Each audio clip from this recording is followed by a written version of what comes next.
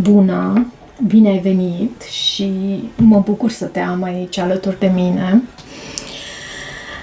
Ce faceți voi, dragilor? Și, de fapt, dedesubtul acestei întrebări este ce simțiți voi acolo adânc în sufletel? Cum vă este vouă? Ce simțiți voi? În această etalare m-am gândit să facem lucrurile ușor diferit și pentru asta am extras arcanele majore din pachetul meu de cărți The Muse Tarot. Așa cum voi veți vedea și în titlul acestei etalări, mi-am propus să vedem ce se întâmplă vara aceasta pentru mare parte dintre voi, pentru că sunt sigură că nu va rezona cu fiecare dintre voi, e clar. Și să vedem ce aduce vara aceasta, vara ta, a acestui an 2025 sau din acest an 2025. Ce te cheamă, ce se vindecă, ce renaște în tine. Și am să încep cu un mesaj pe dragoste, bineînțeles, pentru că nu mă pot abține și pentru că acolo în suflet cu toții avem pe cineva pe care îl apreciem, pe cineva pe care ne dorim să îl ținem aproape, pe cineva pe care îl iubim. Și pentru mulți dintre noi care suntem și binecuvântați, avem parte poate de mai mulți astfel de oameni. Însă, în planul amoros, în planul romantic și al iubirii, aș vrea să văd care este mesajul pentru tine în această vară 2025. Care este mesajul pentru tine în această vară 2025?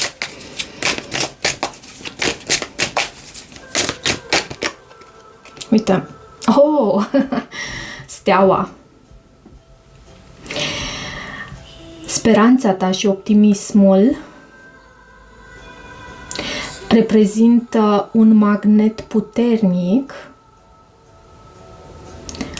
de iubire acum, în acest moment. Am să citesc încă o dată mesajul în engleză, așa cum apare el, pentru a verifica dacă am tradus corect. Your hope and optimism are a powerful love magnet for you right now. Speranța ta și optimismul tău sunt un magnet al iubirii puternic pentru tine chiar acum. Nu-ți pierde speranța, nu-ți pierde optimismul, nu-ți pierde vibe-ul bun, îmi vine să spun. Și ce mai văd aici? Văd abundență.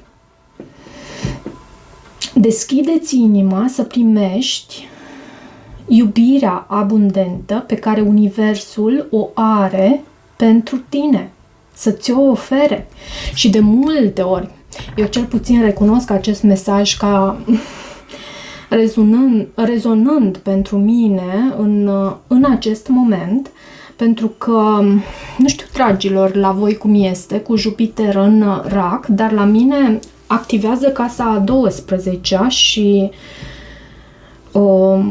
e și o casa a karmei, e și o casa a subconștientului, e și casa care mă conectează foarte bine cu intuiția mea, trăiesc anumite sincronicități în viața mea sau pe care nu le-am mai trăit înainte și mi se pare uluitor în același timp uneori să știți că mă prinde și frica. De aceea, așa cum ați observat în ultimul timp, am fost mai puțin prezentă pe canal și asta pentru că nu vreau să aduc un vibe care să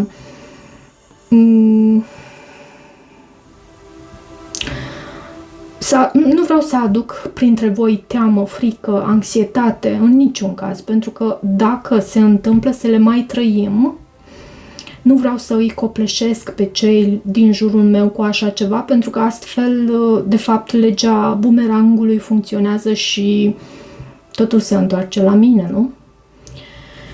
Și asta nu ne dorim niciunul. Ok, deci văd aici nevoia de a-ți păstra speranța și văd că universul are ceva pregătit pentru tine.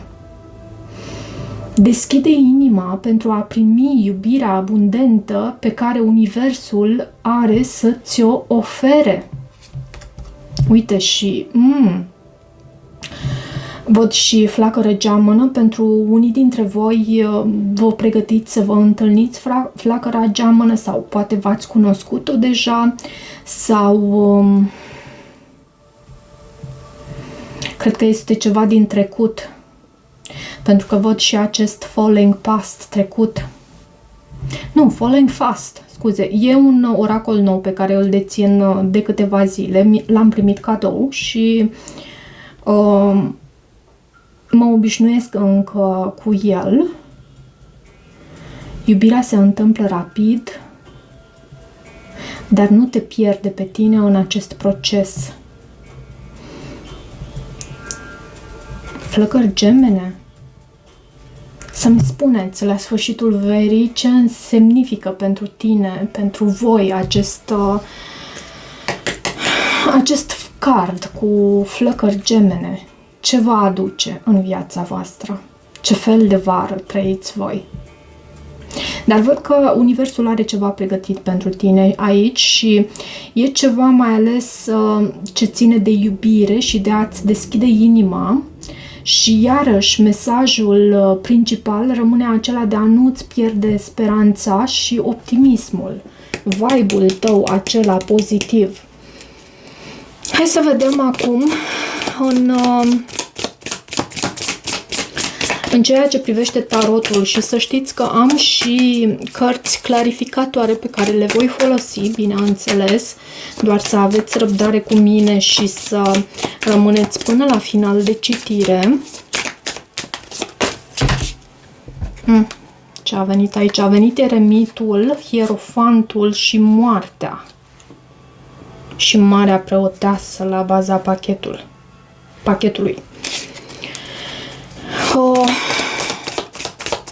Poate ai trecut printr-o perioadă de introspecție și ai văzut, am avut și marele preot și marea preoteasă la baza pachetului. În ceea ce vine înspre tine, te reconectezi cu intuiția ta, poate deja ești conectată cu intuiția ta, poate deja faci eforturi, între ghilimele, bineînțeles, pentru a-ți asculta intuiția și pentru a te lăsa ghidat astfel de univers. Am să tai și pachetul și pachetelul minuscul aproape. La baza pachetului avem lumea. Tu treci printr-un portal în această... Nu te vei recunoaște pe tine cel care va trece prin acest portal, mai exact această vară. Văd ca o transformare pentru că am avut și cartea Moartea anterior și trebuie să pomenesc și acest lucru. Văd ca o transformare pentru tine. Și e posibil ca în această transformare să îți iei o pauză și vom vedea dacă totuși apare și nebunul în etalare, înseamnă că vei păși într-un nou început, vei încheia acest capitol care ce presupune steaua, îndrăgostiții, spânzuratul. Da, și am să mă opresc la acest card, roata norocului, de aici, de la baza pachetului. Tu vei încheia acel capitol care presupunea așa wishful thinking, visarea aceea la ce înseamnă dragoste, fără și îndrăgosteală, fără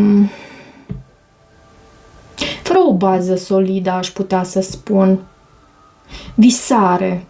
Asta simt aici. Tu închei acest capitol. Hai să vedem ce îți aduce acest nou capitol, dacă îi vei da startul, pentru că ține și de tine și de alegerile tale. Avem în rădăcina verii aici. De fapt, cred că am să le așez cu față. Transformare. Așa cum am menționat. E în ceea ce se vindecă pe fundal în viața ta în această vară. Tu treci printr-o transformare profundă. Focul interior, puterea, și are sens, nu? Puterea fiind cartea leului, semn de foc. Umbra care te provoacă, împărăteasa, ok, curios. Vom vedea ce vrea să transmită această carte, împărăteasa. Chemarea sufletului, luna.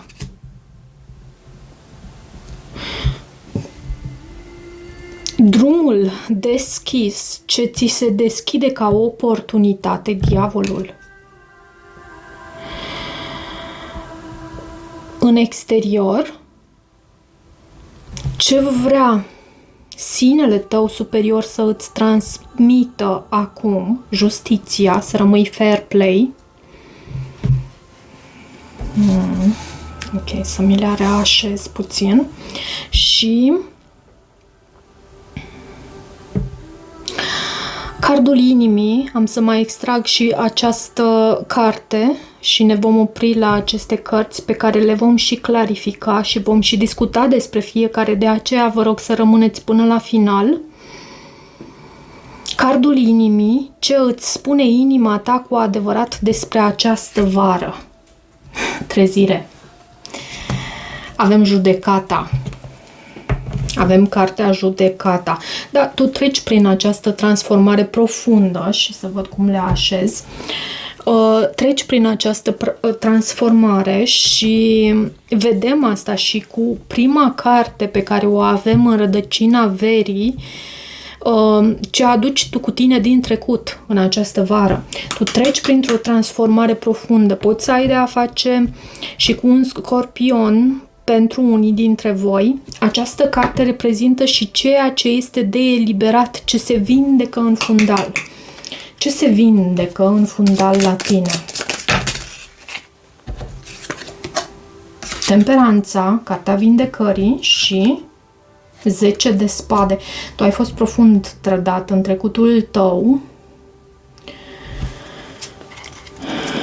și avem și Regina de monede a venit întoarsă, deși eu am ținut pachetul cu cărțile în poziția sa naturală. Am să iau în considerare totuși această energie întoarsă, care poate să vorbească despre abundența ta, poate să te reprezinte pe tine ca mamă, soție, semn de pământ, poate un taur, fecioară, capricorn, poate ești în unul din aceste semne zodiacale sau ai în cele 3 mari puncte din harta ta natală, adică soare, luna, ascendent, ai posibil să ai un astfel, unul din cele 3 semne zodiacale.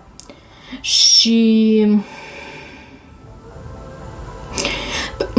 acum mă întorc și la mine și pentru mine are sens și văd faptul că e o rană profundă ce este activată, dar și la voi e ceva profund activat aici, o rană profundă activată care se vindecă și se vindecă, o lași așa să se vindece pe fundal. Este în energia ce e necesar să fie eliberată și treptat, fără a forța lucrurile, fără a te forța, fără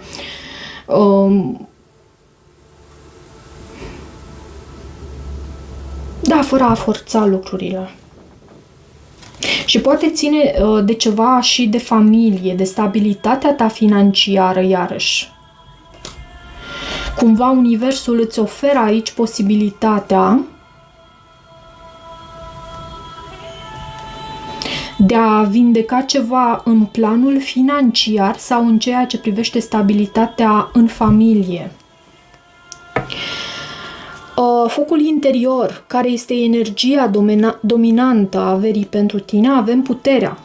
Aici ni se arată faptul că tu ai puterea să mergi înainte, ai puterea și curajul, compasiunea, știi să dai dovadă și de compasiune, știi că această fiară pe care tu ai îmblânzit-o, acest leu, îți este prieten, și în același timp îți poate fi și cel mai rău dușman, dar nu ți-e frică, nu ți-e teamă.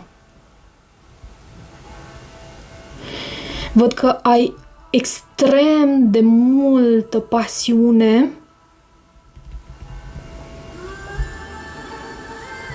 și în felul în care... Hai să vedem și în felul... Cum te reîntorci tu la puterea ta? Cum te reîntorci tu la puterea ta? Pajul de monede. Ți se oferă această șansă.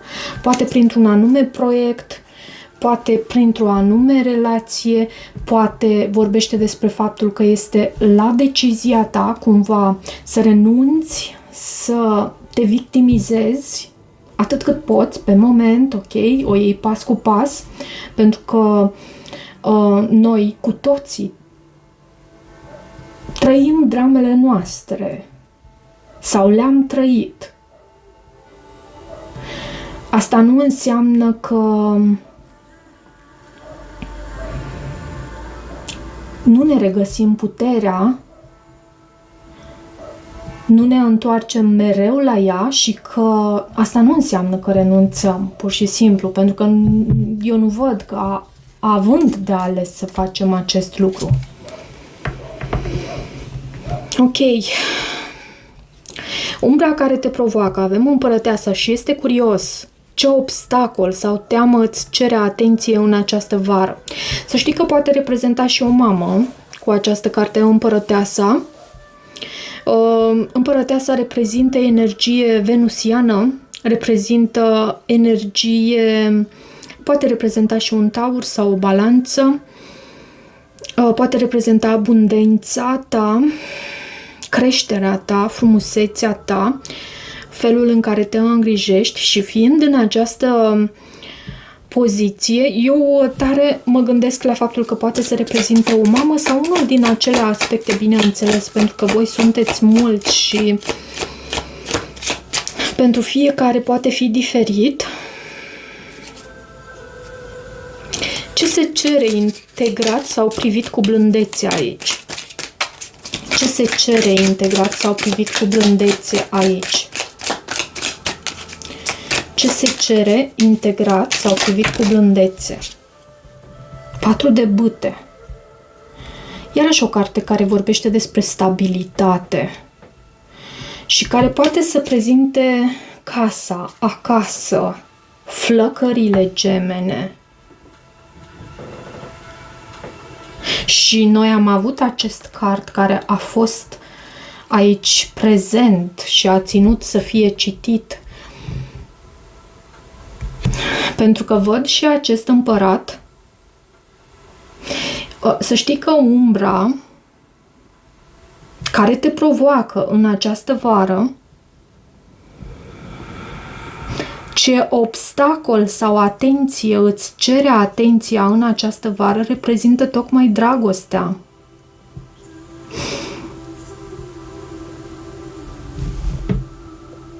Avem împăratul și împărăteasa, 4 de bâte.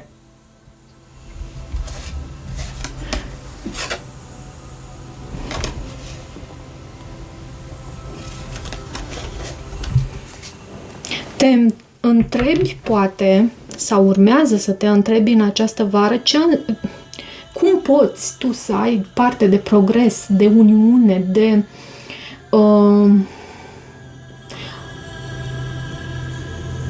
n-am să spun o mai bună înțelegere. Cum poți să ai tu parte de zile mai senine împreună cu persoana ta, cu această persoană care reprezintă flacăra ta geamănă?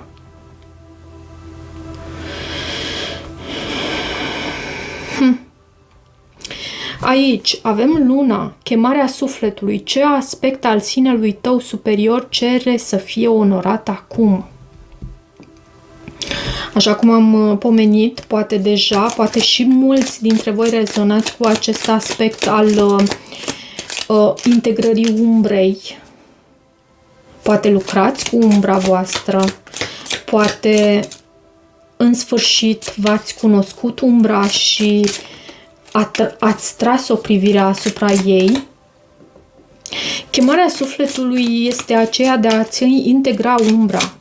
Luna reprezintă Poate să reprezinte acest lucru.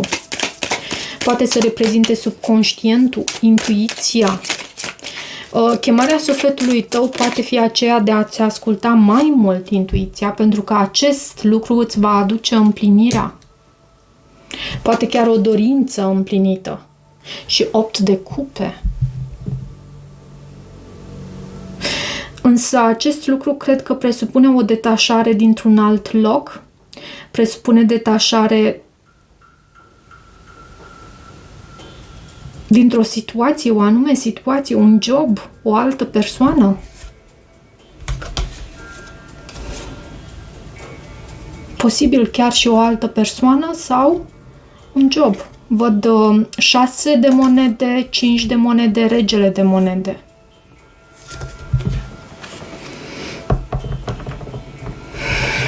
Nevoia de a-ți asculta intuiția aici. Asta este chemarea sufletului tău în această vară. Drumul deschis ce ți se deschide ca oportunitate concretă în exterior, avem diavolul. Și se leagă ușor cu această carte Luna, care vorbește despre nevoia de a avea curajul să pășești în întuneric pentru, de data aceasta, pentru a descoperi ce înseamnă pentru tine umbra ta. Și pentru fiecare va fi diferit. Pentru unii vorbește despre anumite elemente din tine, părticele din tine pe care ți le-ai suprimat și nu ți le-ai recunoscut ca aparținându-ți, și lucruri care te trigăruiesc atunci când privești în jur. Și parcă umbra ta Foarte curios mesajul cum a ieșit de data asta. Diavolul. Ce ți se deschide ca oportunitate concretă în exterior? Ce ți se deschide ca oportunitate concretă în exterior în această vară?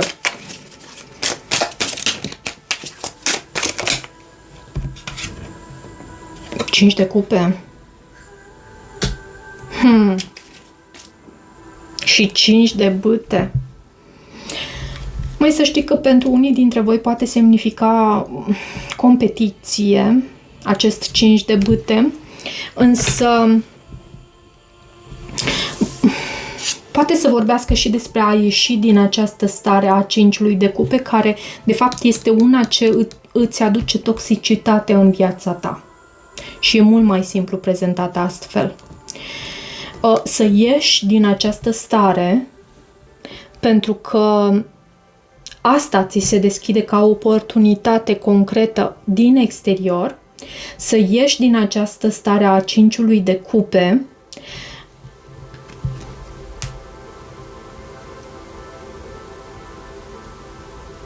pentru a depăși această toxicitate. Altfel, ai putea să rămâi în toxicitate, cel mai mult mi se arată cu acest 5 de cupe tristețea aceea pe care o trăim de multe ori fără să ne dăm seama de ce și care oricum nu ne duce nicăieri. Starea aceea cu care ne-am obișnuit și pe care intrăm așa pe pilot automat și care și din care nu ne desprindem. Pentru că ni se cere efort, pentru că nu știm altfel cum am putea să simțim. Poate faptul că te-am întrebat ce simți tu cu adevărat acum, la început de citire,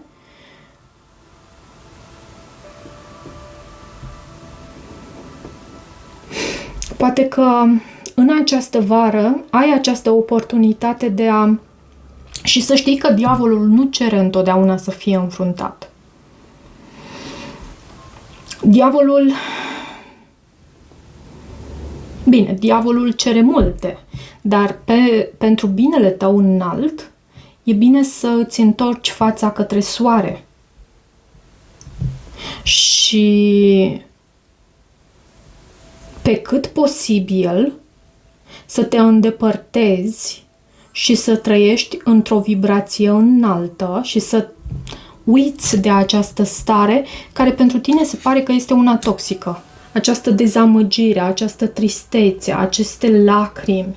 Nu lăsa să rămâi blocată în această stare. Pentru că îți va aduce și conflict interior, tensiune și poate că oameni din jurul tău se vor îndepărta de tine. Nu neapărat că își doresc acest lucru, cât foarte mult pentru că nu te înțeleg sau pentru că, hai să fim serioși, cu toții ne dorim să fim fericiți, cu toții ne dorim să zâmbim și când suntem în preajma unor oameni care tot timpul se plâng de ceva anume, care tot timpul au ceva de vorbit la modul negativ despre trecutul lor, despre ceilalți, despre ce se întâmplă în lume, avem tendința să ne îndepărtăm de acești oameni.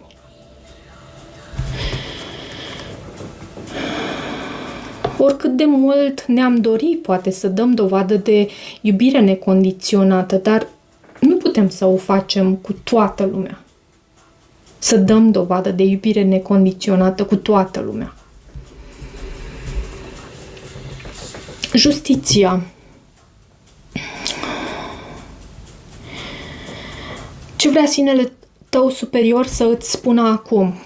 Să fii fair play, să conștientizezi faptul că îmi vine să transmit aici și faptul că ți se face dreptate.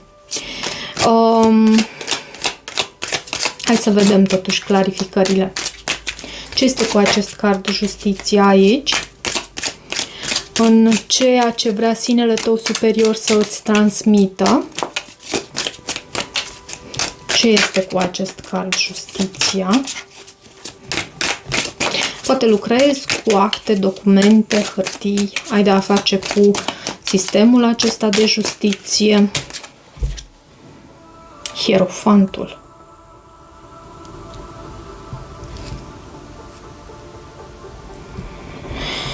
Hierofantul pentru mine foarte mult reprezintă o instituție, reprezintă educația, reprezintă un profesor, reprezintă tradițiile, poate să reprezinte o biserică,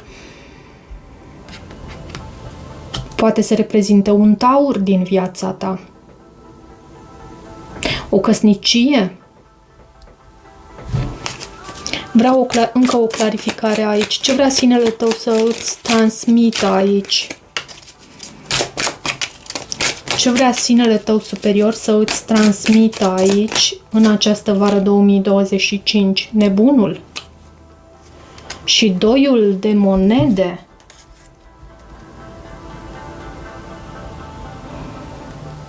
Să știi că nu mi este foarte clar. Văd aici că undeva în trecutul tău s-a produs o anume rupere, o anume distrugere, despărțire, ceva de genul ăsta. Și lucrul ăsta ți-a provocat multe poveri sau a trebuit să te despovărezi, să... Dar dacă este vorba despre o persoană sau despre o comunitate, să zicem așa, o instituție, aici universul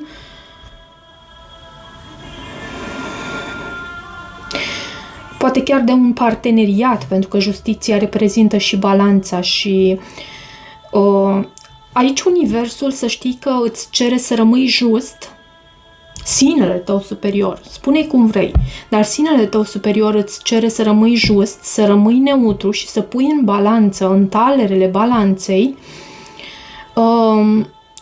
cele bune, cele rele. Iar cele bune să se adune, cele rele să se spele, nu? Să faci ca un fel de triere aici. Să îți exersezi puterea discernământului, scuze. Ok, și avem trezirea, cardul inimii. Ce îți spune inima ta cu adevărat despre această vară? Inima ta îți spune cu adevărat în această vară că poți să treci printr-o anumită perioadă de trezire spirituală. O perioadă... Și uite și tu cum este reprezentată imaginea de pe acest card, judecata. E ca și cum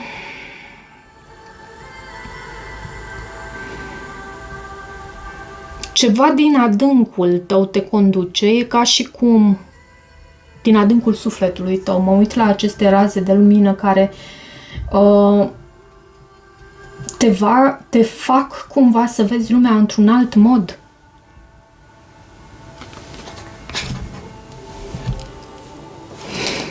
Ce este cu acest card judecata? Ce îți spune inima ta cu adevărat despre această vară? Justiția. Poate reprezenta și balanța, pentru că nu știu dacă am menționat, cred că am menționat totuși aici. Acest card, judecata, poate să reprezinte și o reconciliere, a da o a doua șansă în această vară. Poate cu o balanță sau un scorpion. Semnele zodiacale pot fi oricare din cele 12. Depinde acum dacă a rezonat până acum această citire cu tine.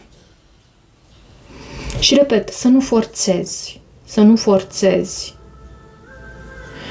Văd la tine faptul că tu închei un anume capitol și care a fost dureros, încă pe fundal el mai e acolo, dar nu mai ai aceeași trigger emoțional pe care i-ai avut până acum. Cumva se diminuează emoțiile pe care tu le simți în corpul tău. Parcă sunt ca un val ce se îndepărtează. Ok. Cam atât, dragilor, pentru această citire. Am început într-un mod... nu știam ce va ieși aici, dar sper că rezonează, sper că vă este de ajutor și nu uitați de asemenea să nu forțați. Chiar nu uitați să nu forțați această citire cu acest mesaj. Avem pajul de bâte, este o carte a entuziasmului, a bucuriei, a încrederii în sine, a flirtului, a optimismului, a vitalității și cam atât. Ne revedem curând. Toate bune! Nu uitați să vă abonați dacă rezonați acestui mesaj, bineînțeles. Toate bune!